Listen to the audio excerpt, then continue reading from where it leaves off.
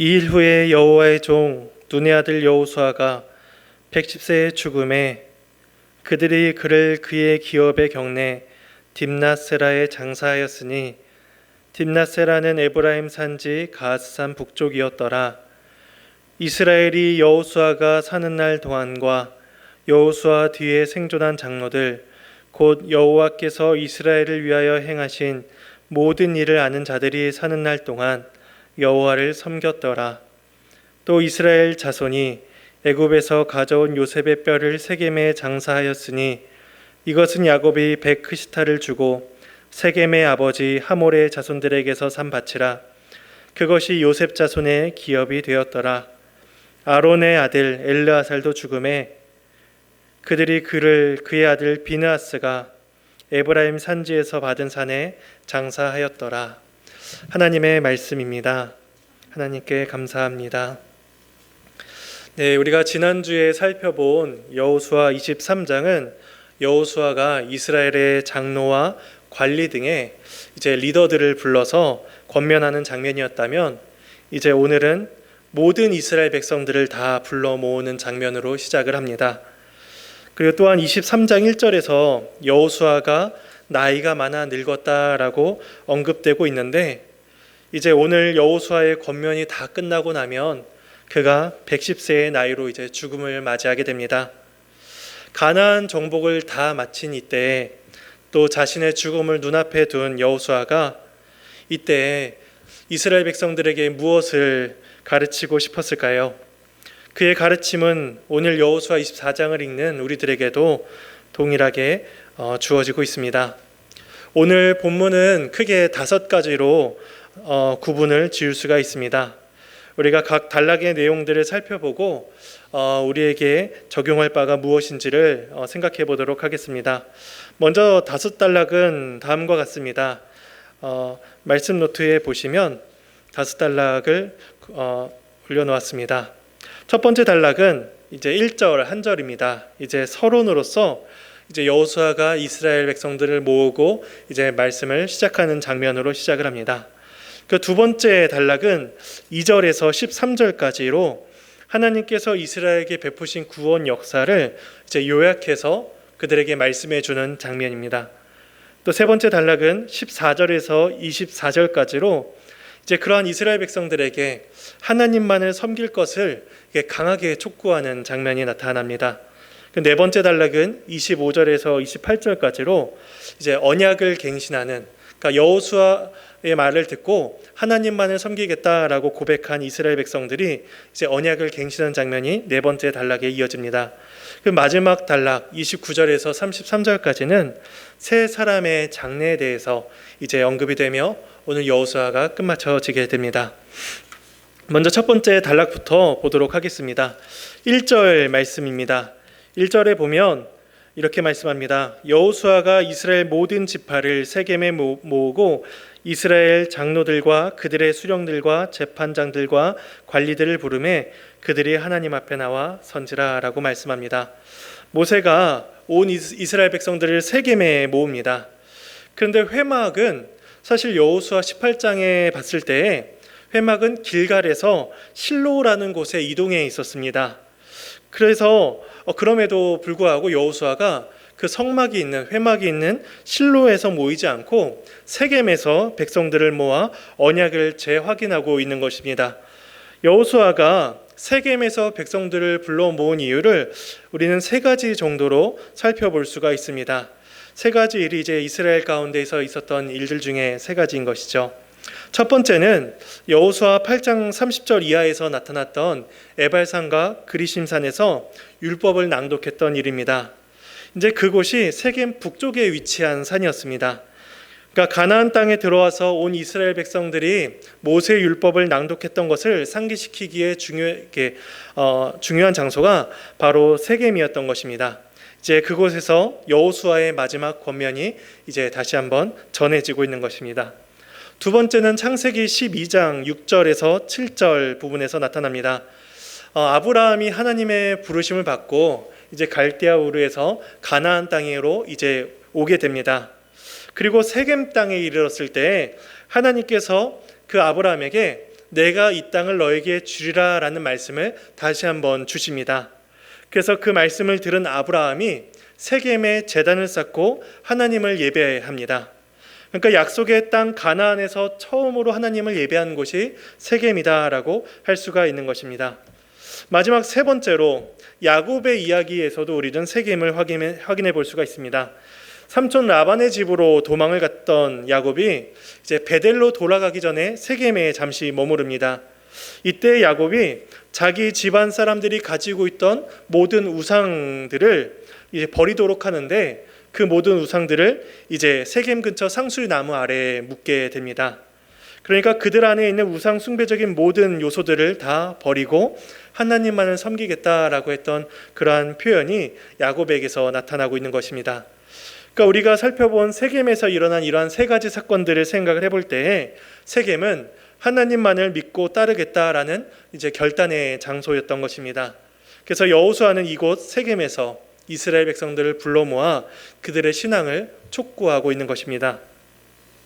이어진 두 번째 단락은 하나님께서 이스라엘 백성들에게 베푸신 구원 역사를 설명합니다.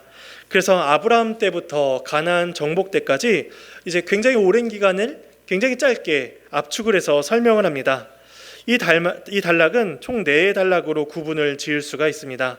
그래서 첫 번째로 2절에서 4절까지를 족장 시대에 대한 역사입니다. 그래서 아브라함에서 야곱 세대를 한 세 구절로 서술을 합니다. 근데 이제 2절 말미에 보면 이런 말씀이 있습니다. 아브라함의 아버지 나홀의 아버지 데라가 강 저쪽에 거주하여 다른 신을 섬겼다라는 말씀이 있습니다. 그러니까 아브라함이 이스라엘의 하나님을 알 수 없는 상황에 있었습니다. 그런데 하나님께서는 갈대아 우르에서 그 아버지 밑에서 다른 신의 그런 문화 가운데 있던 아브라함을 부르셔서 이제 하나님의 나라, 하나님의 백성으로 삼고 세우시기를 뜻하셨습니다. 그래서 이 이스라엘의 시작부터가 하나님의 은혜로우신 부르심에서 비롯되었다라는 사실을 이제 여호수아가 상기시키고 있는 것입니다. 그런데 이렇게 갈대아 우르에서 이방 신을 찾던 그 아브라함 가족들의 모습은 단순히 그들만의 모습이 아니라 또한 우리들의 모습입니다. 우리도 늘 우상을 찾는 자들입니다. 칼빈이 우리들의 마음을 가리켜서 우리들의 마음은 우상을 만들어내는 공장과 같다라는 말을 하였듯이 우리 또한 먼 곳 어딘가에서 다른 신을 찾는 자들이었습니다. 그런데 하나님께서 그런 우리들을 부르셔서 하나님의 나라 백성으로 삼아 주신 것입니다. 이어지는 5절에서 7절은 이제 출애굽 시대를 또한 세 절로 설명을 합니다. 아브라함을 부르신 하나님께서 그 이스라엘 백성들을 번성케 하기를 원하셨는데 그 번성케 하기 위한 과정으로서 그들을 애굽으로 보내십니다.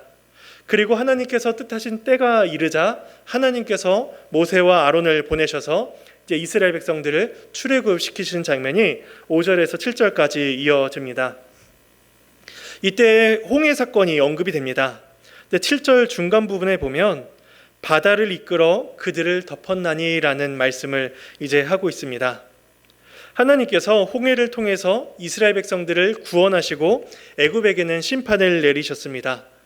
그들에게 물이라는 물질은 똑같았지만 그 물이 하나님의 백성들에게는 구원의 물이 되었고 이방 민족들에게는 심판의 물로 작용한 것입니다. 그리스도의 십자가도 이와 같습니다. 십자가는 이스라엘 백성들에게 저주의 상징이었고 조롱의 대상이었습니다. 예수님께서 십자가에 못 박히셨을 때에도 많은 사람들이 예수님을 모욕했지만 도리어 하나님께서는 그 십자가의 대리 속죄로 말미암아 모든 죄인들을 구원하셨습니다. 십자가는 믿는 자들에게는 말할 수 없는 감사의 은혜가 될 것이지만 믿지 않는 자들에게는 심판의 정죄가 될 것입니다. 이어지는 8절에서 10절은 요단 동편의 이야기를 또한 세 구절로 서술을 합니다. 특별히 이제 모압 왕 발락이 거짓 선지자 발람을 데리고 와서 이스라엘을 저주하게 한 민수기 사건을 짤막하게 언급을 합니다. 이어지는 11절에서 13절은 요단 서편 가나안 정복에 대한 이제 말씀입니다. 그런데 12절에 보면 이러한 말씀이 있습니다. 내가 왕벌을 너희 앞에 보내어 그 아모리 족속의 두 왕을 너희 앞에서 쫓아내게 하였나니라는 말씀이 있습니다. 하나님께서 이스라엘에 앞서 왕벌을 보내시겠다라는 이 말씀은 출애굽기 23장 28절과 신명기 7장 20절에서 나타나는 말씀입니다. 실제로 이제 팔레스타인 지역에 이러한 말벌이 서식을 하면서 지나가는 사람들이나 군인들에게 해를 가했다라고 합니다. 그래서 하나님께서 실제 말벌을 보내셔서 가나안 민족을 괴롭게 하셨다라고 설명을 하는 분들도 더러 있긴 있지만 우리는 이 표현을 수사학적인 표현으로 볼 수가 있습니다. 그래서 이 왕벌이 단순히 이렇게 날아다니는 곤충인 말벌이 아니라 하나님으로 인해 갖게 된 가나안 백성들의 두려움을 표현한다라는 것으로 우리가 보는 것입니다. 실제로 우리가 본 여호수아서의 곳곳에서 이스라엘 백성들이 가나안 땅에 들어가기도 전에 가나안 백성들은 하나님께서 행하신 소식을 듣고 이미 간담이 높고 그들이 두려워 떨었다라는 말씀이 나옵니다. 이처럼 하나님께서 큰 두려움이라는 왕벌을 가나안 민족 가운데 먼저 보내셔서 그것을 듣고 떠든 자들은 하나님 앞에 나아오게 하셨고 또 가나안 족속들의 전쟁에 대한 전의를 상실케 하셨습니다. 그리고 그 이어지는 말씀 속에 아모리 족속의 두 왕을 너희 앞에서 쫓아내게 하셨다라고 말을 합니다. 이 왕을 이제 아모리 왕 시온과 바산 왕 옥으로 보기도 하는데 그런데 11절에 의하면 이스라엘 백성들이 이미 요단을 건너 요단 서편 가나안 땅에 이르렀다라는 말씀이 주어지고 있는 것을 우리가 알 수 있습니다. 그래서 시온과 옥은 이미 요단 동쪽 편에서 이제 친 왕들이기 때문에 이제 여기서 말하는 왕들은 오히려 그 옥과 시온 왕이 아니라 여호수아 10장과 여호수아 11장에 나오는 왕들임을 우리가 생각을 해볼 수가 있습니다. 10장 1절에 예루살렘 왕 아도니 세덱이 나오고 11장 1절에 하솔 왕 야빈이 나옵니다. 근데 그 각 왕들이 이스라엘 백성들이 가나안 땅에 왔다는 소식을 듣고 주변 왕들을 모아서 이제 이스라엘을 대적하는 장면이 이제 나옵니다. 그러니까 주도적으로 이스라엘을 대적했던 두 왕들인 것이죠. 하나님께서 그들을 꺾으셔서 요단 동편뿐 아니라 서편에서도 이스라엘 백성들에게 이제 승리를 주셨습니다. 이처럼 이제 두 번째 이 단락은 긴 역사를 굉장히 요약적으로 함축해서 서술하고 있습니다. 그러나 그 모든 역사 가운데 하나님께서 개입하시고 하나님께서 모든 일들을 인도하셨다라는 사실을 그들에게 계속해서 말씀해 주고 있습니다. 그 사실이 바로 내가라는 표현으로 표현되고 있습니다. 이제 내가는 이제 하나님을 지칭하는 표현이죠. 그래서 3절부터 13절까지 이 두 단락에서 내가 했다, 내가 그들을 인도했다라는 이 표현이 최소한 12번이 나옵니다. 그러니까 이스라엘이 지금 가나안 땅에 들어와 안식을 얻는 그 일은 하나님께서 아브라함을 부르셨고 하나님께서 모세를 보내셨으며 하나님께서 전쟁을 승리하게 하셨다라는 이 사실로 이 모든 전쟁의 주권이 하나님께 있음을 강조해 주고 있는 것입니다. 그러니 하나님께서 하셨다라는 이 사실이 그들에게 가장 확실한 보증이 되는 일이었던 것이죠. 이러한 우리가 우리들에게 동일하게 주어지고 있습니다. 우리가 이렇게 하나님께서 우리에게 이러한 은혜들을 베푸셨다라는 말씀을 들을 때 우리는 과연 어떠한 생각이 들까요? 지금까지 베푸신 하나님의 은혜를 쭉 열거한 여호수아가 14절에 이렇게 말씀을 합니다. 14절 말씀을 함께 읽어보도록 하겠습니다. 그러므로 이제는 여호와를 경외하며 진실함으로 그를 섬기라. 너희의 조상들이 강 저쪽과 애굽에서 섬기던 신들을 치워버리고 여호와만 섬기라. 이제 24절부터 24절까지는 이제 세 번째 단락입니다. 그래서 여호수아가 하나님께서 어떻게 행하셨는지를 역사를 쭉 열거한 다음에 그 다음에 그러한 하나님께 어떠한 자세로 나아가야 될 것인가를 이제 14절에서 가르치고 있습니다. 14절에서 네 가지 단어를 우리가 볼 수가 있습니다. 경외하고 온전하고 진실함과 섬겨라 라는 이 네 가지 단어입니다. 첫째는 하나님을 경외해야 됩니다. 경외한다라는 것은 그들 마음에 두려움과 존경의 마음을 가지고 하나님께 나아가야 된다는 것입니다. 둘째는 하나님을 경배하는 그 일에 있어서 성실해야 된다는 것입니다. 성실하다라는 말은 마음이 완전하고 흠이 없는 완전한 마음을 뜻합니다. 또한 셋째로 이스라엘은 하나님을 사랑하는 일에 진실해야 됩니다. 이때 진실함이라는 단어에는 진리라는 말, 이런 의미도 담겨 있습니다. 그래서 하나님을 사랑하는 일에 올바른 기준인 진리를 가지고 진실되게 하나님께 나아가야 된다라는 것입니다. 또한 네 번째 마지막으로 이스라엘은 사람의 모든 삶 가운데에서 하나님을 섬겨야 됩니다. 그래서 경외하고 온전하고 진실함으로 하나님을 섬겨야 된다는 것이죠. 특별히 이 세 번째 단락에서는 그 초점이 섬기는 것에 초점이 맞춰져 있습니다.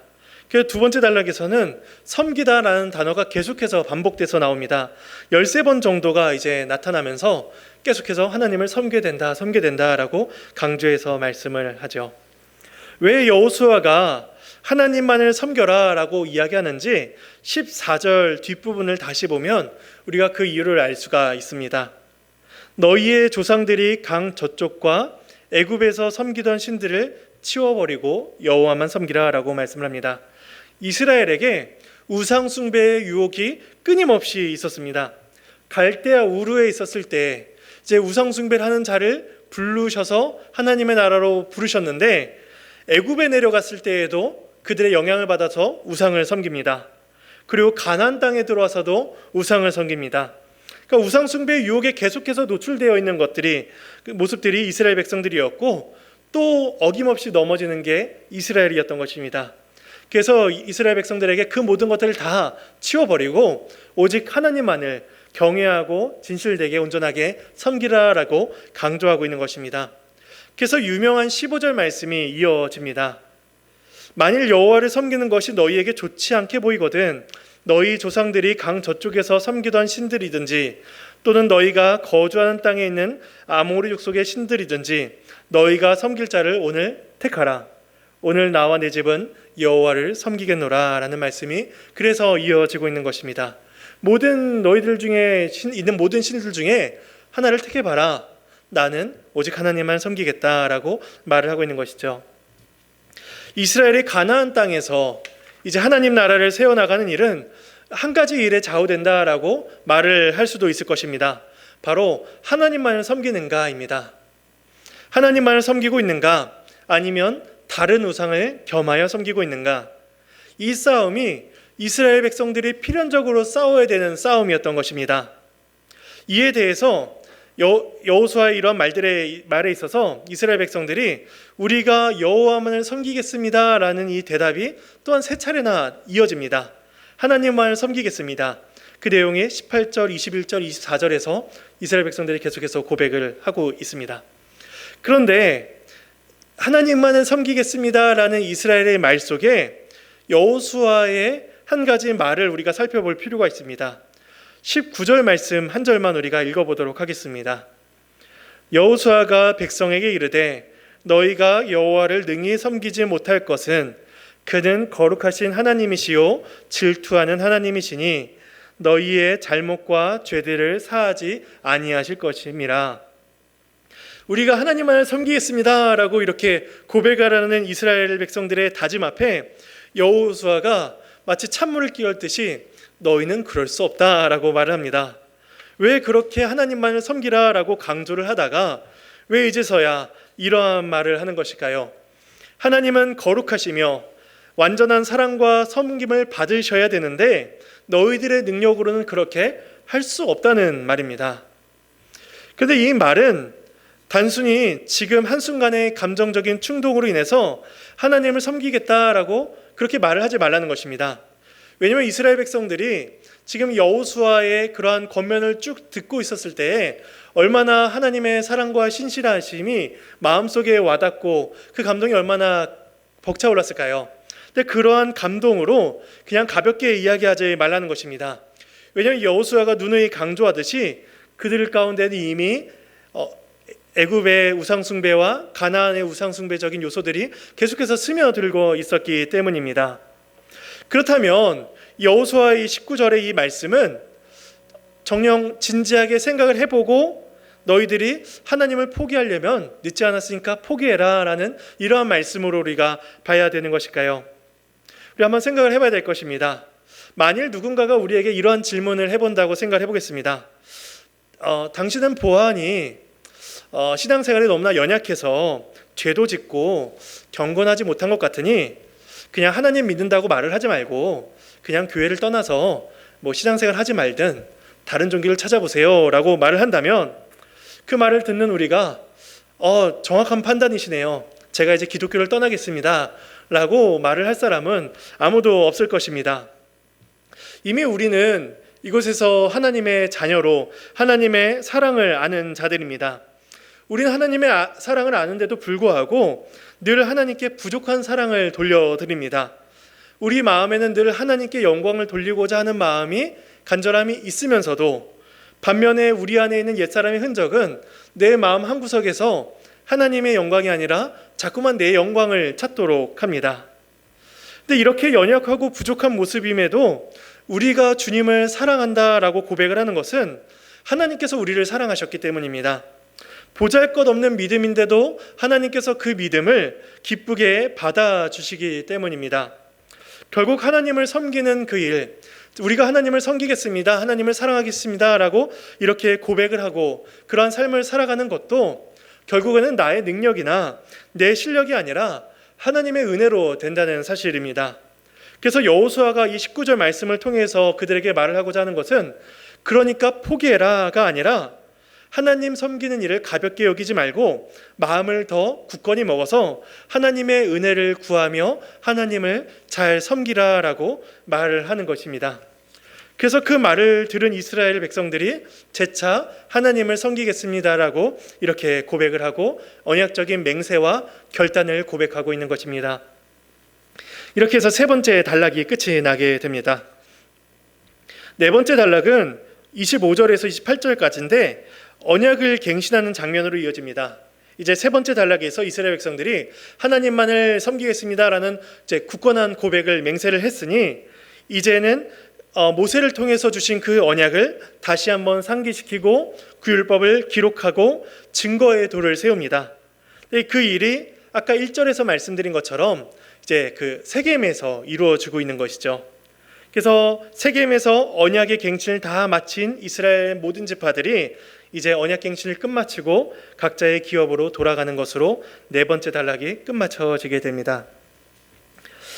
그리고 마지막 단락입니다. 마지막 단락에서는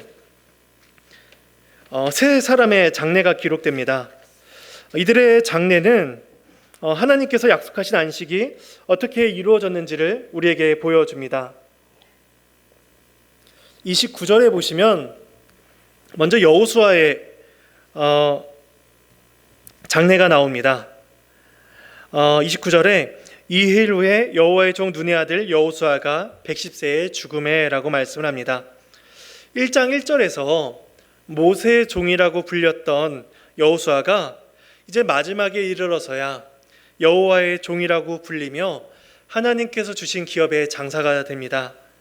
이러한 모습은 오직 하나님만을 섬기겠다라고 고백을 했던 그 사람의 마지막이 얼마나 복된 안식인지를 우리에게 보여줍니다. 이 땅에서 하나님을 섬기며 하나님을 사랑하던 모든 사람들의 마지막은 이와 같을 것입니다. 신자들은, 하나님의 백성들은 모든 사람들과 같이 똑같이 죽음을 맞이할 것이나 우리는 이제 하나님의 자녀라고 불리며 약속의 땅 안에서 안식을 누리게 될 것입니다. 두 번째 장례는 애굽에서 죽은 요셉의 유고를 가나안 땅에 묻는 장면이 나타납니다. 요셉의 죽음은 창세기 50장에서 기록된 일입니다. 창세기 50장 24절에 보면 요셉이 그의 형제들에게 이르되 나는 죽을 것이나 하나님이 당신들을 돌보시고 당신들을 이 땅에서 인도하여 내사 아브라함과 이삭과 야곱에게 맹세하신 땅에 이르게 하시리라 라는 말씀이 있습니다. 그러면서 25절에 내 해골을 메고 내 유골을 메고 가나안 땅에 가서 그곳에 나를 묻어달라라는 요셉의 유언이 이제 기록이 되고 있습니다. 요셉은 자신이 애굽 땅에서 죽는 것을 이제 자신 스스로 보면서 그럼에도 불구하고 하나님의 약속과 하나님의 신실하심이 자신의 죽음 이후에도 계속해서 이어질 것이라는 것을 그는 굳건히 붙들었습니다. 그래서 이스라엘 백성들이 출애굽을 하고 가나안 땅에 들어와서 전쟁을 하고 그 기업을 분배받는 모든 시간들 속에서 요셉의 유골은 계속해서 보관되어져 왔고 함께 이동되어져 왔습니다. 그리고 이제 모든 기업의 분배가 다 끝나고 나서 마지막 때에 이제 요셉의 유골이 이제 묻혀지고 있는 것입니다. 이런 요셉의 이야기는 그 오래전 창세기에서 기록된 그 말씀이 오늘날 성취되고 있음을 이스라엘 백성들에게 보여주는 중요한 사건인 것입니다. 마지막 세 번째 사람은 제사장 엘르아살의 장례입니다. 엘르아살은 아론의 셋째 아들이었습니다. 그런데 나답과 아비후가 하나님께 범죄함으로 죽게 되고 이제 아론의 뒤를 이어 대제사장이 된 사람입니다. 그래서 엘르아살은 민수기 24장에서 모세를 도와서 2차 인구조사를 하기도 하고 이제 앞서서 우리가 본 내용에서 가나안 땅의 기업을 받을 때에 엘르아살 앞에 가서 이제 기업을 분배받는 장면들이 언급이 됩니다. 그래서 이제 제사장으로서의 역할을 충실히 감당한 자의 이제 장례가 이루어지고 있는 것이죠. 여호수아서에서 이 세 사람이 가나안 땅에 묻히는 것으로 끝나는 것은 하나님의 약속과 하나님의 과정, 그 약속을 이루는 모든 과정들이 신실하게 이루어졌음을 우리에게 보여주는 것입니다. 이렇게 해서 여호수아가 이제 끝마쳐지게 됩니다. 우리는 이러한 여호수아 24장을 가지고 간단하게 세 가지 적용점을 생각해 보도록 하겠습니다. 첫 번째는 우리가 모든 사람들이, 신자들이 하나님 앞에 서 있다는 것입니다. 1절 말씀을 다시 보면 이렇습니다. 여호수아가 이스라엘 모든 지파를 세겜에 모으고 관리들을 부릅니다. 그러니까 여호수아가 부르는 것이죠. 그런데 1절 마지막 절에 이렇게 말씀합니다. 그들이 하나님 앞에 나와 선지라 라고 말씀합니다. 여호수아가 불렀지만 여호수아 앞에 선 것이 아니라 그들이 하나님 앞에 섰다라고 말씀을 합니다. 그들은 이제 하나님 앞에서 하나님이 행하신 일을 듣고 하나님 앞에서 언약을 갱신하는 것입니다. 단순히 여호수아 한 사람과의 일이 아닌 것이죠. 주님께서도 이 땅에 계실 때 우리에게 말씀하셨습니다. 두세 사람이 내 이름으로 모인 곳에는 나도 그들 중에 있느니라 라고 말씀하셨습니다. 우리가 한 교회의 신자로 모인다는 것은 결국 하나님 앞에 서서 하나님 앞에 나아간다는 것을 우리는 기억을 해야 됩니다. 우리가 하나님께서는 친히 우리 가운데 임재하십니다. 우리가 지금 코로나로 인하여서 함께 모이지 못하는 이때에도 하나님께서는 예배하는 각자의 처소 가운데 함께 하시며 우리는 그 하나님 앞에서 살아가고 있는 것입니다. 그래서 우리는 그 하나님 앞에서 하나님의 신실하심을 듣고 그 뜻을 기억하며 하나님의 나라를 우리는 세워나가는 것입니다. 두 번째 적용점은 이것입니다. 우리에게 나타난 삶의 현상적인 일들을 보고 은혜라고 판단하기 어려운 때도 있다는 것입니다. 4절에 보면은 이삭의 아들인 에서에게는 세일산이 주어졌습니다. 그런데 이 언약의 자손인 야곱에게는 아무것도 주어지지가 않았습니다. 오히려 야곱의 가족들은 이제 마치 가뭄 때문에 쫓겨서 애굽으로 내려가게 됩니다. 또한 애굽에서 사는 기간도 충분히 만족스럽지 못하고 충분히 평탄하지 못했습니다. 또한 애굽에서 나와서 가나안 땅에 오는 그 길도 평탄하지 못한 삶이었습니다. 애굽의 병거가 홍해까지 따라왔을 때에 이스라엘 백성들의 입에서는 불만과 불평이 쏟아져 나왔습니다. 시련과 고난은 때때로 이스라엘 백성들을 덮쳐왔고 그때마다 이스라엘 백성들은 그 현실을 보면서 괴로움을 고백할 수밖에 없었습니다. 근데 이런 모습들은 단순히 이스라엘 백성들이 특별히 더 연약해서가 아닙니다. 우리 또한 이스라엘과 같은 처지에 있다면 우리 또한 그들과 같이 불평하고 하나님께 불만을 토로할 것입니다.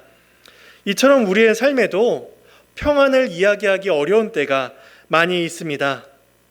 이처럼 우리 삶에 은혜가 없는 거 아닌가, 이 정도면 너무하신 거 아닌가라고 판단하는 그때에도 이 여호수아의 말을 쭉 듣고 있노라면 고난의 때도 있었고 불평을 토로할 만큼 힘든 때도 있었지만 그런데 그 모든 일들이 이제서야 보니 하나님의 은혜의 손길 안에 있었다는 사실을 그제서야 이제 보게 되는 것입니다. 그래서 그들이 불만을 토로했던 그 홍해가 더 이상 두려움의 장소가 아니라 구원과 심판의 관문이 되었고, 가나안 민족들은 더 이상 두려움의 대상이 아니라 하나님께서 살아계심을 보여주는 그러한 대상이 되었던 것입니다. 이처럼 우리들의 삶과 은혜는 단순히 삶에 나타나는 현상으로 판단하는 것이 아니라 우리에게 주신 말씀과 그 약속을 붙들고 살아가는 것으로 우리에게 주어져야 된다는 것입니다. 그리고 마지막 세 번째 적용은 하나님만을 섬겨야 하는 싸움이 우리에게도 주어졌다는 것입니다. 24장을 그냥 한마디로 요약한다면 하나님을 섬겨라, 이 한 단어로 이야기 한마디로 할 수가 있을 것입니다. 그들의 조상들은 늘 우상숭배 유혹에 노출되어 있었습니다. 유브라덴 강 너머에서나 애굽에서나 심지어 가나안 땅에 들어와서도 그들은 늘 우상숭배가 그들의 발목을 붙잡았습니다. 우상숭배가 하나님을 믿는 것보다 더 특별히 우월해 보여서, 우월한 종교처럼 보여서 그것들을 섬기는 것도 아니고, 그것들이 좀 더 특별한 신앙심을 요구해서 그것들이 매력적인 것으로 보이는 것이 아닙니다. 우상들은 늘 우리들에게 뭔가 유용하거나 값어치가 있는 것을 제공하는 것처럼 우리들에게 보여집니다.